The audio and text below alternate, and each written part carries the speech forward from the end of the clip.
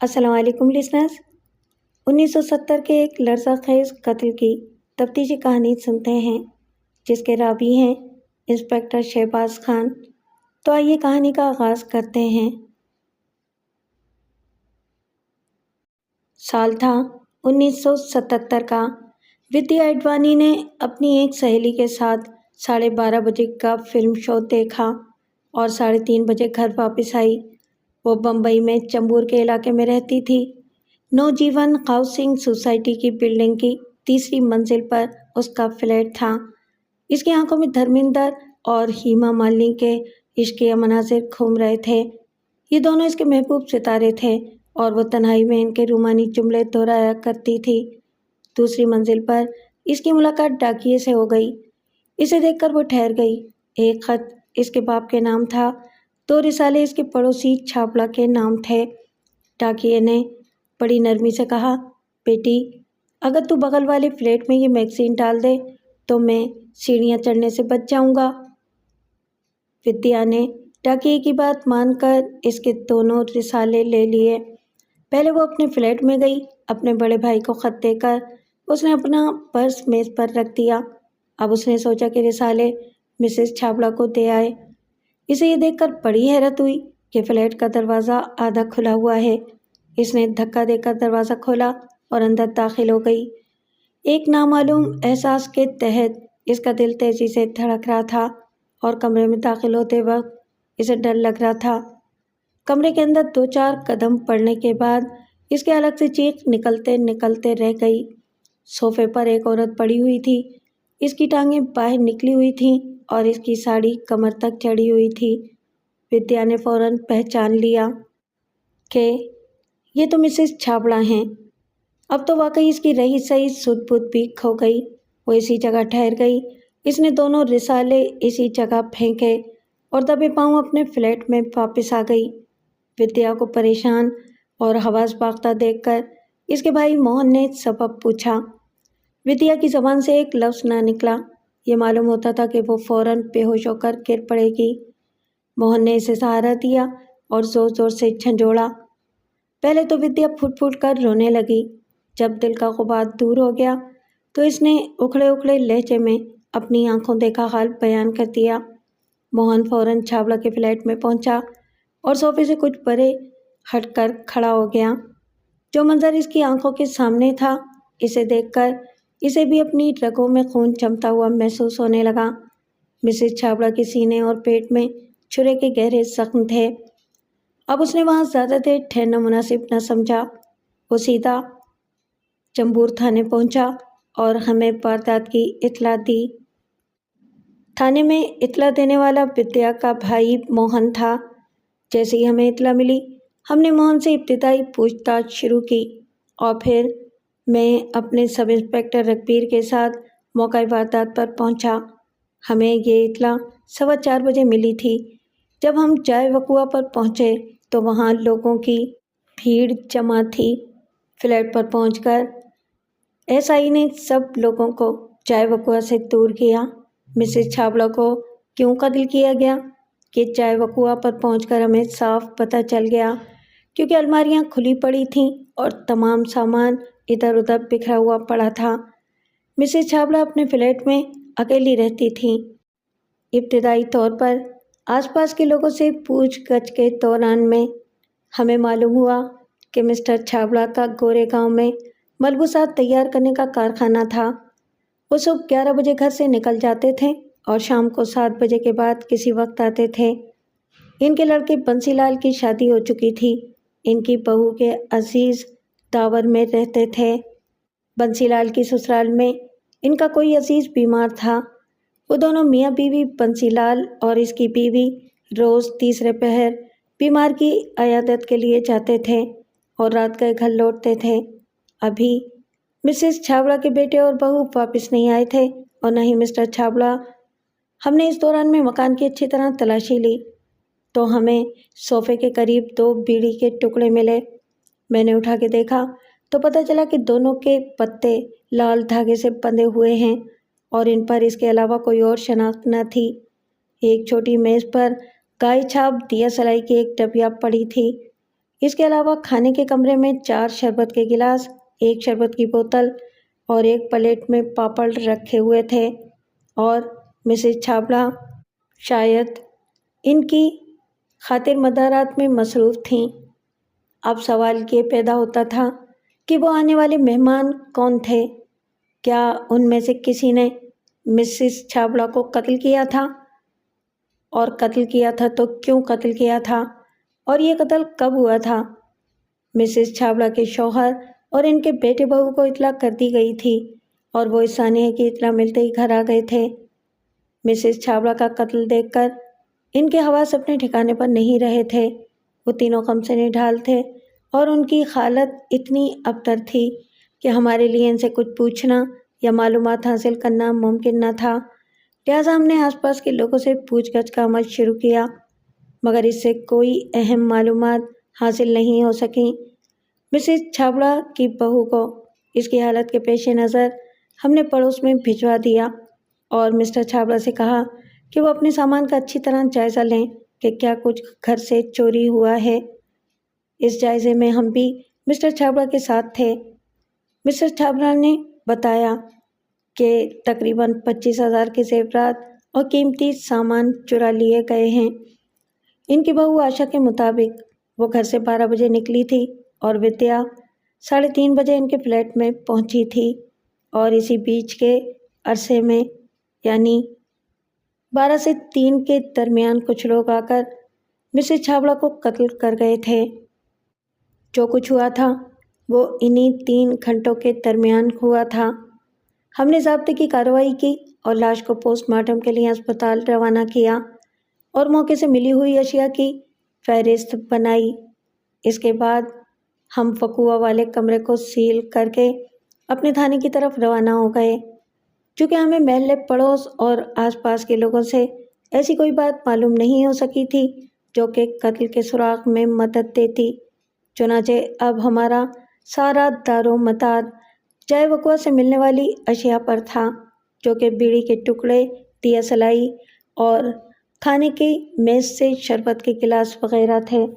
میں اور S I رگبیر جائے وقوع سے ملی ہوئی اشیاء کا جائزہ لے رہے تھے کہ اچانک میرے ذہن میں خیال آیا کہ شربت و پاپڑ مہمانوں کو پیش کرنے کا رواج سندھیوں میں ہے۔ ممکن ہے کہ وہ مہمان سندھی ہوں۔ اس کے علاوہ گائے چھاپ دیا سلائی بھی اس شبے کو تقویت دے رہی تھی، کیونکہ گائے چھاپ دیا سلائی کا کارخانہ الہاس نگر میں تھا، جو کہ سندھیوں کی بستی تھی۔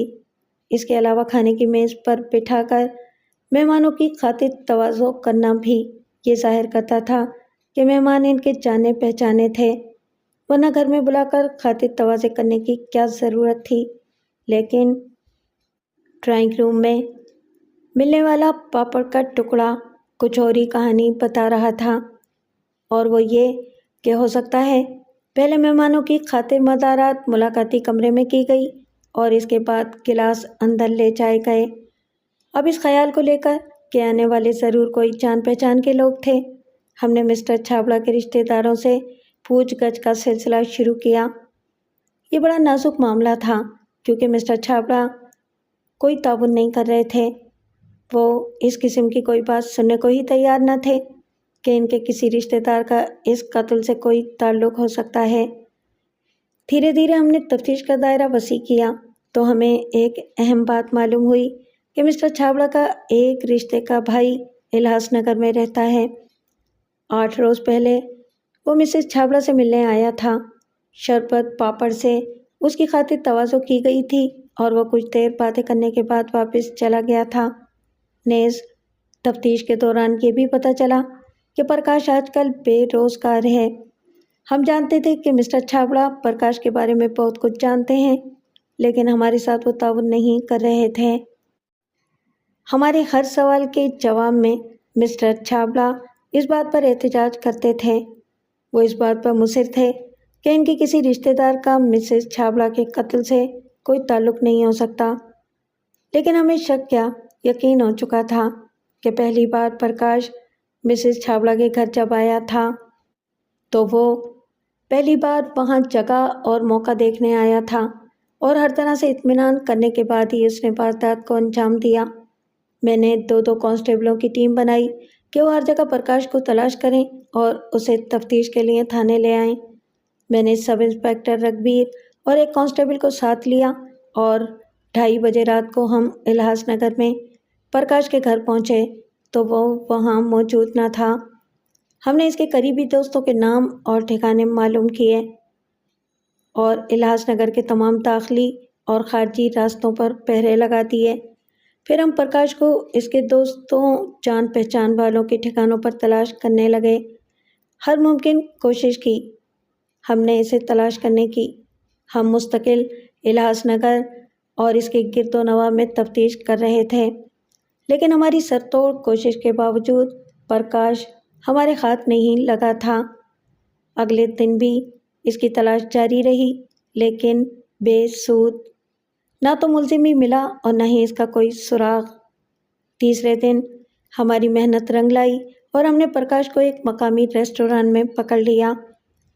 کیس کا اہم ملزم ہاتھ میں آتے ہی اس کے ساتھیوں کی گرفتاری میں ہمیں کوئی دقت نہ پیش آئی۔ ایک ملزم سریش کے علاوہ ہم نے پرکاش کے تمام ساتھیوں کو بھی گرفتار کر لیا۔ ہم نے ان کے فنگر پرنٹس لیے اور انہیں جانچ کے لیے بھیج دیا، اور جب رپورٹ ملی تو ہمیں معلوم ہوا کہ ملزم اشوک کی انگلیوں کے نشانات صرف مسز چھابڑا ہی نہیں بلکہ 2 دیگر سابقہ جرائم کے سلسلے میں بھی موجود ہیں، اور اس کے جرائم کا ریکارڈ پہلے سے ہی موجود ہے۔ میں نے اب تک کی تمام تفتیش کی رپورٹ اپنے افسر اعلیٰ کو پیش کی تو انہوں نے ان جرائم سے اشوک کے تعلق کی مزید تفتیش کا حکم دیا۔ ان ملزمان کے گروہ میں سبھی نوجوان تھے جو کسی بھی طرح جلد از جلد امیر بننا چاہتے تھے۔ ان میں صرف نارائن ایک فلم پروڈیوسر کے دفتر میں ملازم تھا، باقی تینوں بیکار تھے۔ یہ گروہ ایک ایسی امیر عورت کی تلاش میں تھا جو زیادہ تر گھر میں اکیلی رہتی ہو اور جس کا اعتماد حاصل کرنا بھی مشکل نہ ہو۔ پرکاش نے مسز چھابڑا کا نام پیش کیا اور اس کے گروہ نے اس کی اس تجویز کو پسند کیا۔ اس اسکیم کو بنانے کے بعد انہوں نے کئی روز تک گھر کی نگرانی کی اور مسلسل نگرانی سے جان لیا کہ کون کس وقت آتا ہے اور کس وقت جاتا ہے۔ 13 اکتوبر کو 8 بجے صبح یہ لوگ الہاس نگر سے نکلے۔ اپنے منصوبے کے مطابق وہ مسز چھابڑا کو گلا گھونٹ کر مارنا چاہتے تھے، لیکن احتیاطاً انہوں نے بوقت ضرورت چاقو بھی ساتھ رکھ لیا۔ پھر یہ چاروں دوست جمع ہوئے اور ایک ساتھ روپ تارا اسٹوڈیو پہنچے۔ وہاں سے انہوں نے نارائن کو ساتھ لیا۔ پانچوں ملزمان چمپور پہنچے اور انہوں نے ایک سندھی ہوٹل سے دن کا کھانا کھایا۔ سریش کو انہوں نے بس اسٹاپ پر چھوڑا اور اس کو یہ کام سونپا گیا تھا کہ اگر وہ کسی طرح کا خطرہ محسوس کرے تو سیٹی بجا دے۔ مسز چھابڑا کے فلیٹ پر جب یہ چاروں پہنچے تو اس گروہ کی اچانک آمد سے وہ پہلے تو گھبرا گئی، لیکن ان کے ساتھ اپنے رشتہ دار پرکاش کو دیکھ کر وہ مطمئن ہو گئی۔ اس نے انہیں اندر بلا کر بٹھا لیا۔ نارائن نے اپنے آمد کی وجہ یہ بتائی کہ ہم لوگ ادھر ایک فلم کی شوٹنگ دیکھنے آئے تھے۔ شوٹنگ ختم ہونے کے بعد پرکاش نے کہا کہ چلو تم لوگوں کو اپنی بھابھی سے ملاؤں، اس لیے ہم لوگ آپ کے پاس آ گئے۔ یہ بات سن کر مسز چھابڑا کے دل و دماغ سے ہر قسم کے شبہات جاتے رہے۔ انہوں نے خوش ہو کر کہا، بہت اچھا کیا، یہ تمہارا ہی گھر ہے۔ کچھ دیر ادھر ادھر کی باتیں کرنے کے بعد وہ شربت پاپڑ پیش کرنے کے لیے اٹھیں۔ میز پر شربت کے گلاس اور پاپڑ کی پلیٹ سجانے کے بعد انہوں نے مہمانوں کو اندر بلایا۔ آنے والے واقعات کی الجھن میں نارائن اپنی تیسری بیڑی سلگا چکا تھا۔ پاپڑ کھانے اور شربت پینے کے بعد وہ چاروں ملاقاتی کمرے میں واپس آئے اور چند منٹوں کے بعد رخصت ہونے کے لیے اٹھ کھڑے ہوئے۔ ان کو رخصت کرنے کے لیے مسز چھابڑا بھی اٹھیں۔ ٹھیک اسی وقت چاروں ان پر جھپٹ پڑے اور گلا دبا کر انہوں نے مسز چھابڑا کو صوفے پر دھکیل دیا۔ مسز چھابڑا خود کو چھڑانے کے لیے جدوجہد کرنے لگیں تو اشوک نے مسز چھابڑا کے پیٹ میں چھرا گھونپ دیا۔ وار اتنا زبردست تھا کہ چھرا پیٹ میں پھنس کر رہ گیا۔ مسز چھابڑا بڑی دلیر اور ہمت والی تھیں۔ انہوں نے چھرا پیٹ سے باہر نکالا اور ان کے جسم کا خون بھی ساتھ ہی باہر نکل کر صوفے پر پھیل گیا۔ حملہ آوروں نے مسز چھابڑا سے چھرا چھیننے کی کوشش کی۔ اس چھینا جھپٹی میں نارائن کا خاص زخمی ہو گیا، لیکن وہ کسی طرح چھرا چھیننے میں کامیاب ہو گیا۔ اس نے مسز چھابڑا کے پیر پر چھرے سے وار کیا۔ اکیلی عورت کہاں تک مقابلہ کرتی؟ بالآخر وہ گر کر ڈھیر ہو گئیں۔ یہ کام ختم کرنے کے بعد پانچوں الماریوں پر ٹوٹ پڑے اور جو کچھ ان کے ہاتھ لگا وہ لے کر وہاں سے نکل بھاگے۔ 3:15 بجے یہ لوگ مسز چھابڑا کے فلیٹ سے نکل کر سیدھے گھاٹ کوپر ریلوے اسٹیشن پہنچے۔ راستے میں انہوں نے سریش کو ساتھ لیا۔ 5 بجے شام کو وہ الاس نگر لوٹے اور سارے زیورات انہوں نے 8,000 روپے میں ایک مارواڑی سنار کے ہاتھ فروخت کیے۔ 2,000 روپے ہر ایک کے حصے میں آئے۔